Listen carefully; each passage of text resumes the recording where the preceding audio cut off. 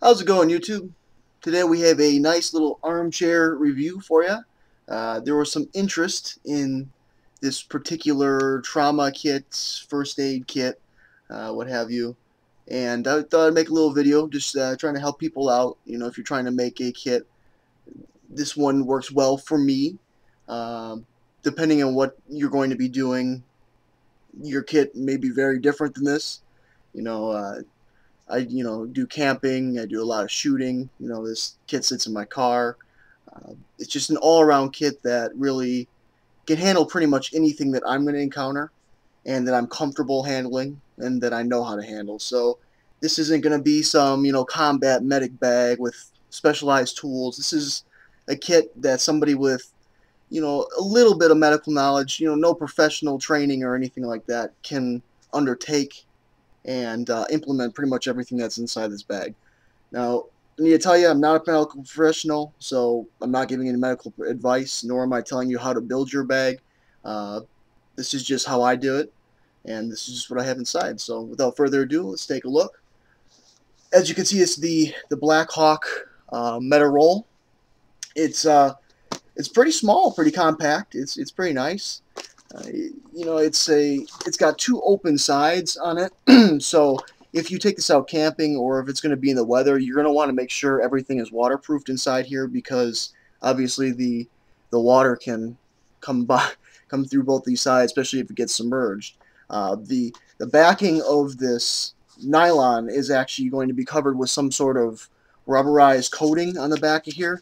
Uh, Not sure what that is. It does provide a layer of water protection, so if it rains on the top, the water is not going to seep through this bag and go to the pouches on the inside. So that's a plus. It has a little water protection if it's held like this on a pack, but if it does turn upright, if there's blowing wind with rain, it can get in the side. So make sure it's all waterproofed if you do go with this type of bag. I just have some tape, some nylon tape around the outside to add some red color on here. Just do a little painted cross on there so somebody can easily identify that this is the medical bag in case I'm not the one using it or what have you. It attaches really easily. I attached some paracord on here just so I could get a better, faster. I mean, you can use the Carabineer and you can connect both these straps together. However, what happens with that is, you can fumble around with it and it can take a little bit longer to get it off if you need to get off in a hurry.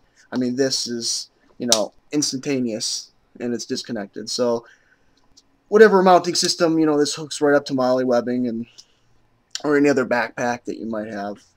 Uh, but basically, it's just two clips. Now, there's Velcro in the back of here, on the back of this sheet.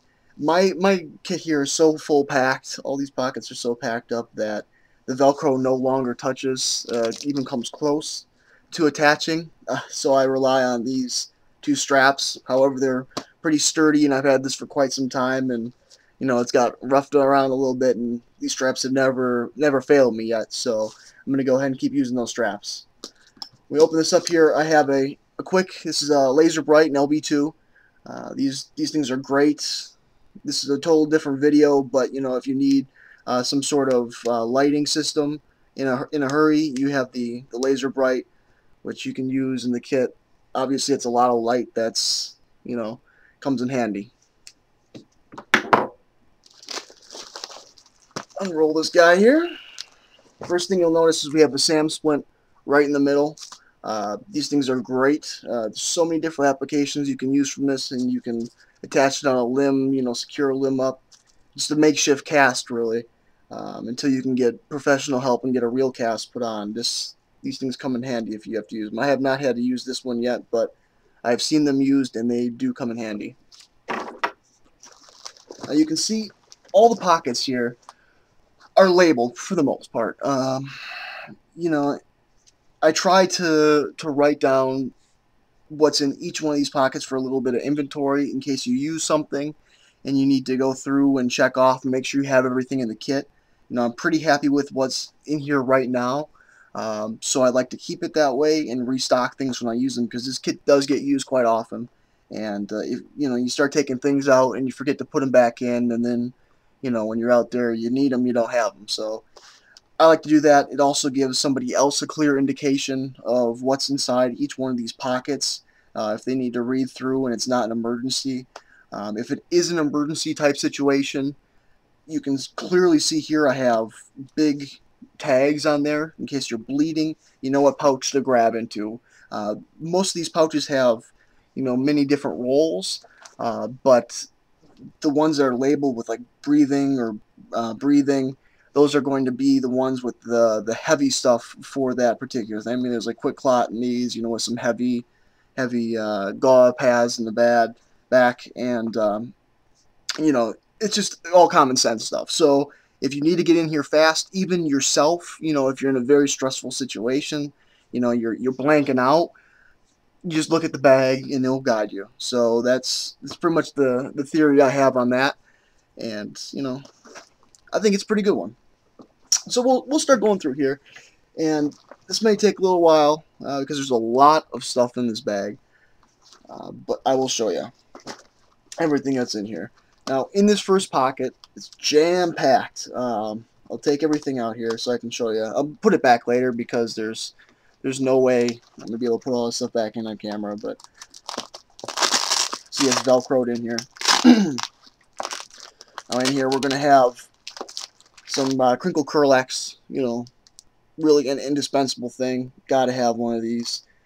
These are great for either tying up, you know, a limb. You can use this on a SAM splint as like an ace bandage, or you can use this, you know, as it's a very absorbent material.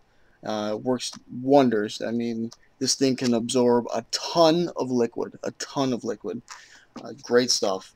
I have this in a all my gauze are in plastic bags, and these are heavy duty plastic bags I got on eBay. You know, I pay a couple bucks and get like 1,000 of them, and the seal on them, the watertight seal, is pretty good on the bag here. But then I add an extra, you know, some vinyl tape up here, so it adds a secondary water seal. So when you're out and it does rain, it's not going to ruin, because I mean, these things would get totally destroyed if water touched them. They would lose all their sterile properties, and they would be pretty much unusable because they would be soaking wet. So I have them all sealed in bags. And if you notice on here, I add more tape, because this tape is pretty powerful 3M stuff, some 3M vinyl tape, and it bonds pretty well to this bag. So if you try to remove it, it pretty much destroys the bag. So what you do is you just grab this tag here and you just rip it across the entire front of the entire top of the bag. Well, will totally rip off. So you have fast access to all of your supplies when you need them, pretty much instantaneous. So we have the kerlix in there. We have some. This is the glass stuff. I try to keep it in the side pocket because the side pocket doesn't take that much stress when you roll it up, because some of these pouches take a lot of pressure when you roll it up. So next we have these. These are some Bite Ampules.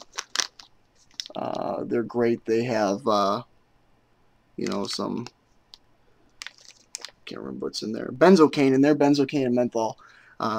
It's a nice topical anesthetic, and these work pretty well when you get a bee sting or something. You just crush them and you turn them inside out. They're sealed in this bag here, so I'm not going to open it up. But again, it's that fast rip seal in case you need it. And they're one-time use. So you got those. You got some sort of anesthetic here. This happens to be a lidocaine. You can pick those up on eBay. They're relatively expensive for a small amount, so I don't really keep that much because they're normally close to being out of date. While I've read some things that lidocaine actually lasts a pretty long time out of date. You know, I'm not a medical professional, I'm not a pharmacist. I couldn't really tell you. So I have some here that's in date, and we keep that just in case of emergencies. And we also keep that in the same pouch as some smelling salts.